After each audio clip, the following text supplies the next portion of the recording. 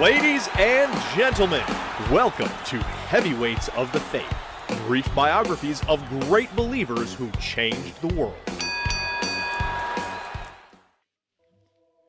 C.S.Lewis was born in Belfast, Ireland on November 29, 1898, to a Christian family.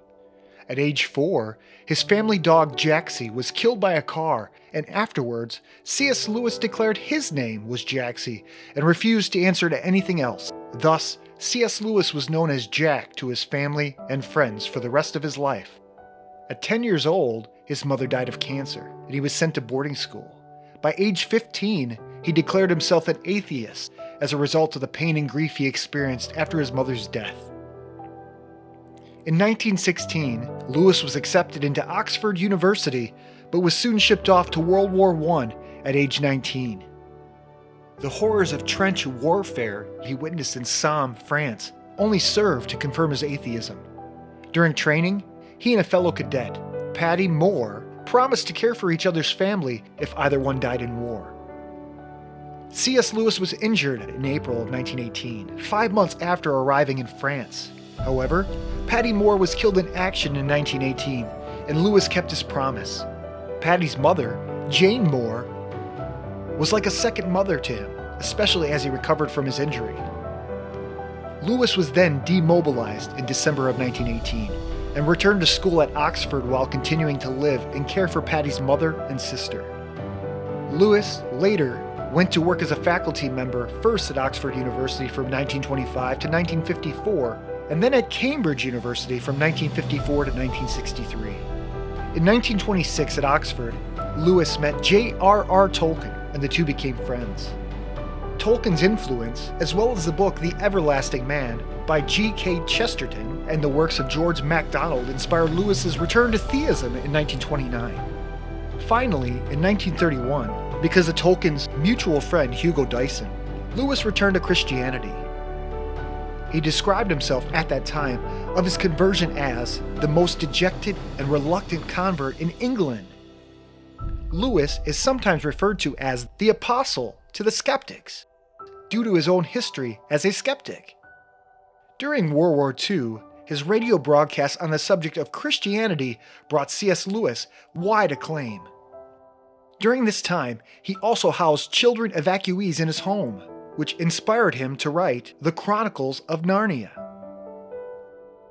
Later in life, he corresponded with American writer and divorcee Joy Davidman, who was a Jewish convert to Christianity. She came to England with her 2 sons from a previous marriage and married Lewis in a civil ceremony in 1956. They later held a religious ceremony at her bedside during a bout with bone cancer in 1957. Unfortunately, in 1960 the cancer returned and she died. After her death, Lewis wrote a book about the grief and the aftermath of her death. The book was titled A Grief Observed, but chose to publish it under a pseudonym N.W. Clerk due to the raw and personal nature of the book. Ironically, many of his friends even suggested that book to him to help him cope with his own grief. Joy's sons continued to live with Lewis after her death. However, Lewis died of renal failure 2 years later on November 22, 1963, just 1 week before his 65th birthday. C.S. Lewis stands as an example of the influence a Christian can have when they use their gifts for the glory of God. C.S. Lewis is often referred to as the greatest Christian apologist of the 20th century. He was a British academic, novelist, poet, broadcaster, lecturer, and apologist. C.S. Lewis is best known for his fiction works, such as The Screwtape Letters, The Chronicles of Narnia, and the Space Trilogy, as well as his nonfiction works, including Mere Christianity, Miracles, and The Problems of Pain. C.S. Lewis wrote over 70 books, and over 30 of them have been translated into more than 30 languages and have sold millions of copies. C.S. Lewis is remembered for his contribution to Christian apologetics, for being able to connect art, scholarship, and faith.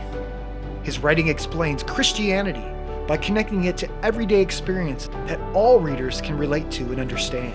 Many complicated theological ideas are presented in simple, direct ways in both his fiction and nonfiction works, and have a profound effect and helping his readers grasp these important truths in a new way.